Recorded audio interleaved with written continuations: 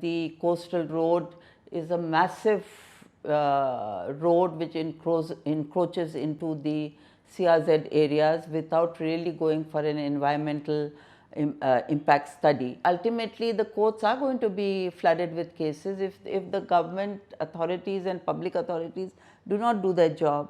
All the protective laws relating to environment are being done away with.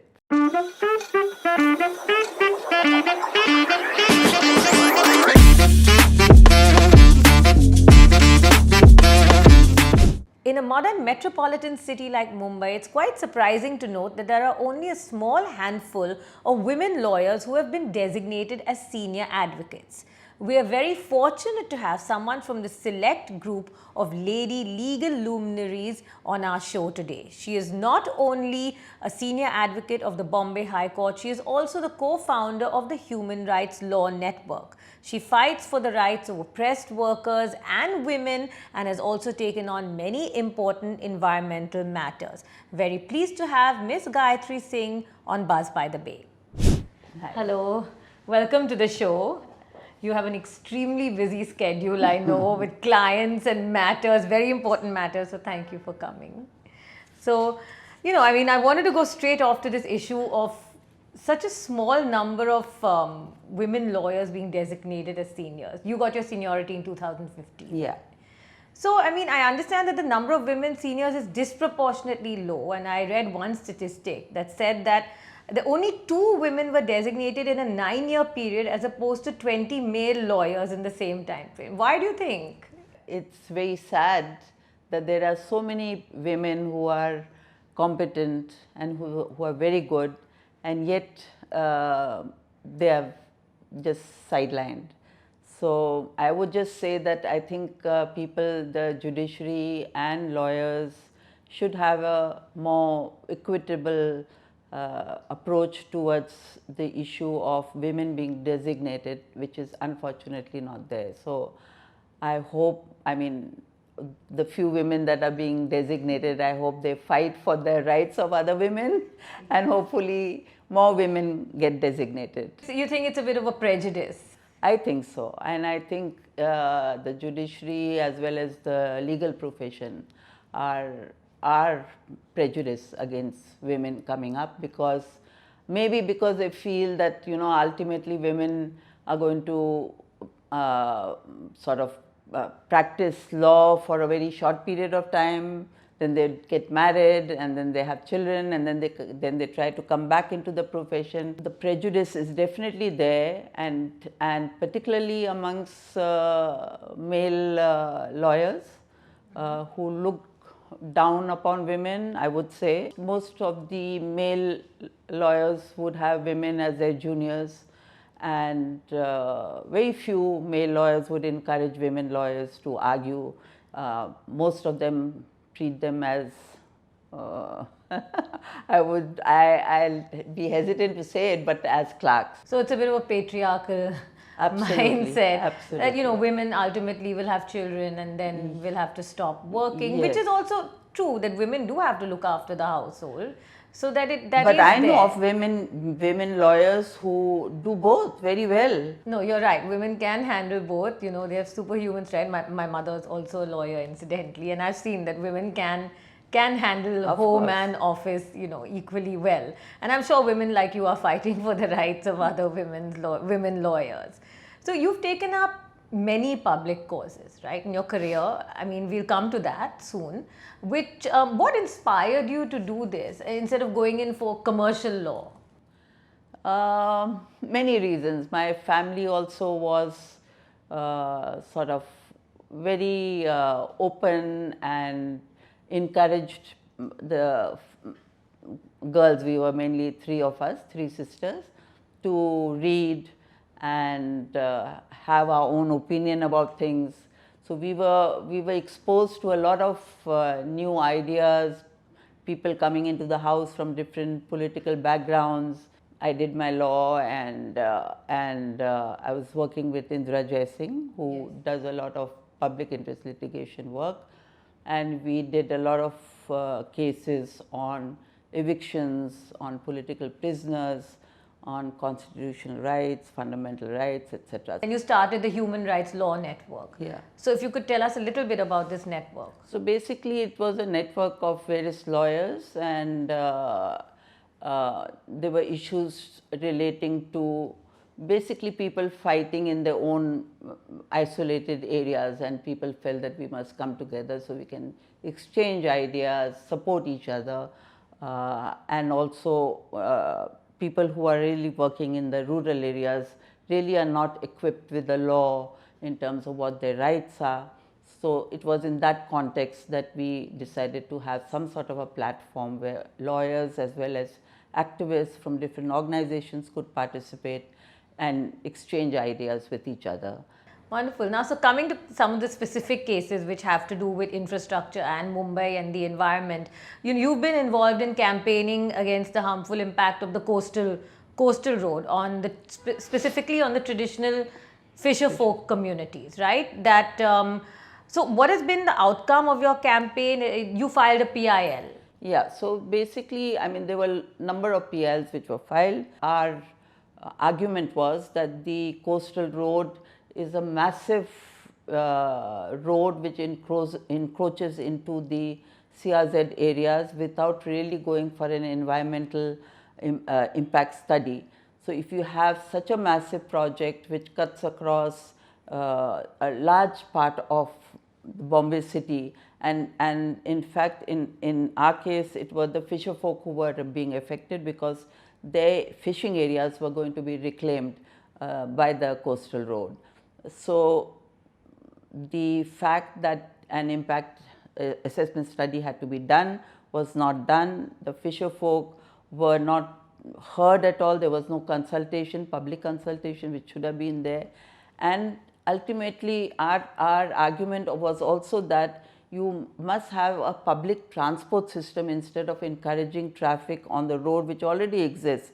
So instead of formulating a policy whereby public transport could be given preference vis-a-vis coastal road, which actually is used by a small percentage of the population. And the High Court said that the coastal road could not proceed with because there was no proper CRZ clearance given, and also because EIA had not been done in accordance with the Environment Protection Act. So the stay was granted by the High Court, but the Supreme Court has vacated the stay. The Supreme Court has vacated the stay. So of course, I mean, you did it on behalf of the fisherfolk community, and as I was saying, there was a study done by the Tata Institute of Social Sciences that their income and catch reduced by 50% since the inception. Much less. Yeah. Much less. Yes. Okay, since the inception of the project. Yes. Right? And of course, that, like you mentioned, it was your assertion is that there was no environmental impact study done and CRZ was being violated. You got to stay. The Supreme Court has vacated that stay. But you know, this is a very fine balance one has to strike, right? Because we as Mumbaikars, we do complain about the lack of infrastructure. And as we progress, infrastructure is needed in society, right? On the other hand, environmentalists and activists also have a very valid point because pollution is terrible. It's skyrocketing. And of course, there are hazardous environmental impacts of a lot of these projects. Now, how do we strike a balance? Because from what I have read, certain statistics say that when there was a stay on this coastal road project, there was a loss of about 1,000 crores to the exchequer. These are certain statistics that I've come across. Even when the expressway, the sea link was being constructed, there was the project was stalled because of environmental concerns. But finally, it was completed, and the truth is, I mean, can we really imagine Mumbai without this sea link? When you talk about a coastal road, you are actually talking of a very small percentage of people who are going to benefit from that. That is those people who have cars, right? Now, counterpose it to the fact that there are large number of people who use the metro, who use the railways, and just parallel to the coastal road is a metro is supposed to be started, but emphasis was given to the coastal road. So the environmental impact of a coastal road is much greater than that of a metro. Those studies were really not really done in terms of where is the preference to be given. And that if that had been done, it would have been found that it is not necessary at this point of time. Second aspect is that a large part of the area was taken up. So even assuming we admit that the coastal road should have come up, it was maybe a small portion of the larger area that they started reclaiming. So the remaining part of the land, it is claimed, will be used for open spaces or for bus stops or for police stations, things which they say is essential. But ultimately what is happening is it's not as if that area is being protected. In fact, once it's reclaimed, that entire area would be reclaimed for constructing buildings and towers over there. So that is what, in addition, once the stay was vacated, we did make applications to say that that open space should be protected, which unfortunately has not been done. No, that is of course unfortunate, like that the open spaces cannot be protected and that there's going to be, that they're not going to be protected, right? And that there's going to be construction coming up and then further encroachment into the sea. So is this still being fought in court? Oh yeah, so the matter is still pending, and all this construction is subject to the outcome of the petition. So the petition is filed by the MCGM, we are the respondents, and the petition is still pending. And we hope for an outcome that actually benefits our environment. The citizens, residents, that benefits the residents. So like you're saying, even if a coastal road must come up, you don't, in the name of that coastal road, more environmental damage should not take place. Exactly, Do you think that, of course you're a lawyer, but do you think there's a more efficient way of working with the government rather than, burdening the judiciary, or anyway the judiciary has a huge amount of pending cases, right? So I think that there are laws, right? So the government's role or any public authority's role is to ensure that those rules and regulations and acts are implemented. I mean, that's their job. Why do citizens have to, if they are not implementing it, then the only alternative we have is to go to court.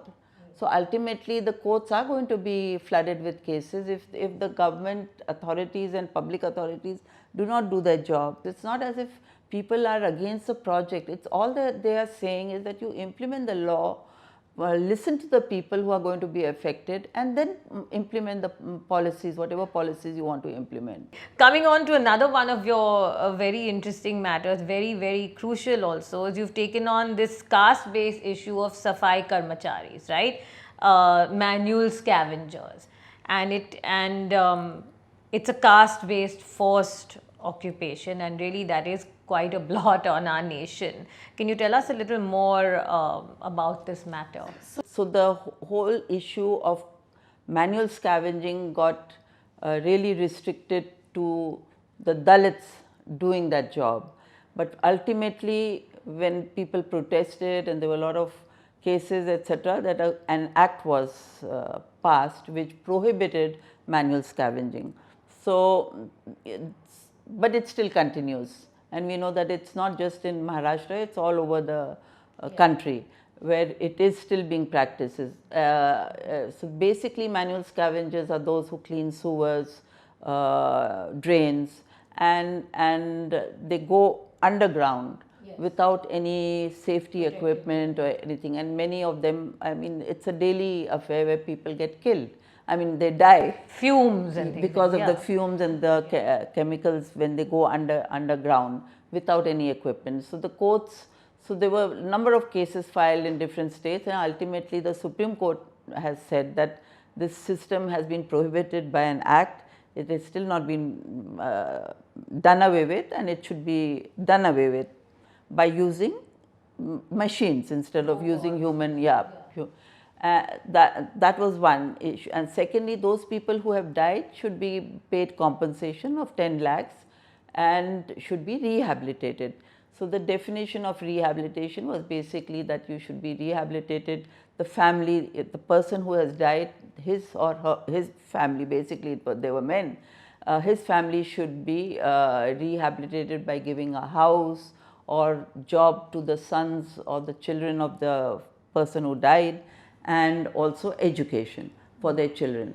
But none of that is really being implemented. Oh. The local authorities who are supposed to be responsible for ensuring that the act is implemented is not doing it. In fact, instead, in order to get out of this law, they have been using contractors, and through the contractors they employ the workers. Right. And then they put up their hands and say that we are not responsible, it is the contractor. So people have tried to file criminal cases, FIRs after the death of a person. Yes. But the FIR is normally registered in the name of some low down officer or a subcontractor, but never the higher officers who are responsible for carrying out the work. So people have raised this issue, and the Supreme Court has given some detailed recommendations as to what should be done, which is not. Now recently, just about 6 months back, another order has been passed by the Supreme Court, which again says that the 10 lakhs should now be increased to 30 lakhs. Okay. And people, but that doesn't mean that you just pay the compensation and say that you're not responsible for rehabilitation. So a detailed process of how you rehabilitate them has been set out. We filed a case for the death of one person who was not paid any compensation, and his family was made to run from pillar to post. They were told that you get a succession certificate. He had to go to court and pay a lawyer over there, and the High Court has now said that it is not necessary that a succession certificate be given. Ultimately, the High Court has directed them to make the payment. But this is just one case. I mean, there are so many other cases where people are migrant, most of them are migrant workers who come from outside. And once some death takes place in the family, they go back to their homes, nobody is able to trace them. So there are so many such issues. Ultimately, it is the local authority and the state government who is responsible to ensure that they get their dues and that their families are rehabilitated. Absolutely. And you've taken on the case for one person. Yes. But you plan to do that But that petition also covers a number of other cases. This is really, really terrible that it is happening in this day and age, right? I mean, in 2019. And despite the acts, despite the acts, yeah, which prohibits it, and yet, I mean, so as I said, I mean, it's the state who must ensure that it's being implemented. That also is not. So you're supposed to set up vigilance committees and try to find out some ways of ensuring that people get justice. But that also is not being done because there are no vigilance committees. That is really, really unfortunate to note, but it's really good that people like you are working so that people like this can get some sort of compensation, some rehabilitation. No, there are many other lawyers also I'm working sure there are on many other, that's what I meant, people like you, you know, I mean, to take up matters like this. We need people like you in society to take up matters like this. In the Supreme Court in 2019 had made a statement in this matter that no place in the world sends people to gas chambers to die, referring to the manual scavengers. And so, yeah, there is no protective gear. We should have robots doing it. And you know, another comment was made, another quote, that when Indian science has touched the moon, why is it taking so long to reach our toilets and sewer pipelines? Yeah. So true. Getting on to another very important litigation that you've taken up, which has been in the news also in the EU, is on social security for online app workers, like those who work for Swiggy, Zomato, Uber, Ola. You know, how should they be treated? As regular employees or as contract labor? Again, can you tell us a little bit about this very relevant and interesting case? Yeah, so the case is pending, so I can't comment too much on it. But basically focusing on platform-based gig economy, which is basically Ola, Uber, Swiggy, Zomato, Urban Company. These are all platform-based companies where they use an app to carry on their business on platform. The problem is that these workers, whom we would call workers, but the companies would call them by some other name, In Ola, Uber, they're known as partners, or they're known as agents, or they're known as customers. So they don't want to use the name of worker because they realize that if they use the word worker, then the laws would be made applicable to them. Yeah, like benefits like compensation, ESI benefits, PF, etc., minimum wages. So courts basically, all that we are saying is that they are workers, that our Indian law, our industrial law, basically it's the Industrial Disputes Act, which gives a very broad definition of what a worker is. And it's anyone who works for a living or for a remuneration, where either doing skilled work, unskilled, manual, for a remuneration. I mean, this is the definition of a worker. Yes. Here in this particular case, you don't see the employer, you don't see the supervisor, you don't see anyone supervising you, you don't even see remuneration being paid. It's another word of commission is used. So that also is, the employers basically say this is not remuneration, this is something that he is engaging with some customer for which he is being paid for the services that he is providing. But the point is that even if he has a vehicle, he or she has a vehicle which he or she owns and then uses it for the aggregator company, then he is totally under the control of that aggregator, because as soon as he gets onboarded on the app of the aggregator company, so say for example Ola says, okay, this is my app, and once he gets on board onto that app, he has no control of his own. He has to follow the policies of that company. So there is absolutely no regulation with regard to working hours. There is no regulation with regard to how much he or she should get out of that commission. There is no regulation with regard to compensation. If suppose that person meets with an accident, Yes, which they have. Many times, I mean during COVID time, many people died, and during COVID time it was an essential service. So you had to, if you were required and you were registered with them, you had to ply their vehicles. So, and many people died. And those who were affected, who had to undergo medical treatment, no compensation was paid to them. So ultimately, issues like compensation, issues like working hours, minimum wages, all these are issues which should be covered, but are not, because they are not called workers. Yeah, so the nomenclature is something different, and what should be looked into is the actual nature of work. And that is what our courts, high courts and Supreme Courts have held, that it's not the nomenclature that is important, it is the nature of work, what work you do. But the EU has passed a very favorable judgment in favor of the workers. It's provided a framework for app workers who are not bound by labor laws. You know, it has provided a framework and said that they should get the benefits. So many countries have done that. So there is a law called the Riders Law in Spain, which recognizes food delivery workers as workers. Are you hopeful then over Let's here? hope. Let's hope. Let's hope. It's good precedents have been set internationally. So let's hope. You know, going back to the environmental issue, you know, we spoke about all these cases of environmental hazards. But do you think overall India is improving on the environmental front? We just attended this COP28 and, you know, we have met certain targets. Are we making some progress? It may be small progress, but are we moving in somewhat the right direction at all? I would say no. Okay. I would say no, not at all. All right. Because what's happening is that all the protective laws relating to environment are being done away with. Oh. So slowly, I'm not saying it's just being dismantled completely, but the positive clauses or sections in a particular environmental act have been diluted or have been withdrawn.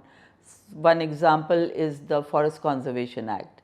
Okay. Today, I mean right now, before this amendment came into existence, earlier there was a much broader definition of what a forest is. Earlier it was, even if you had sparse sort of a spread out forest which was not densely forest, that was considered as a forest. Any area which was completely damaged or destroyed for whatever reason was a forest. Now it is, you must comply with the several conditions under which it would be defined as a forest. So tribals living in forest areas are being now told that this is not a forest. So if it's not a forest, then tribals are going to be evicted.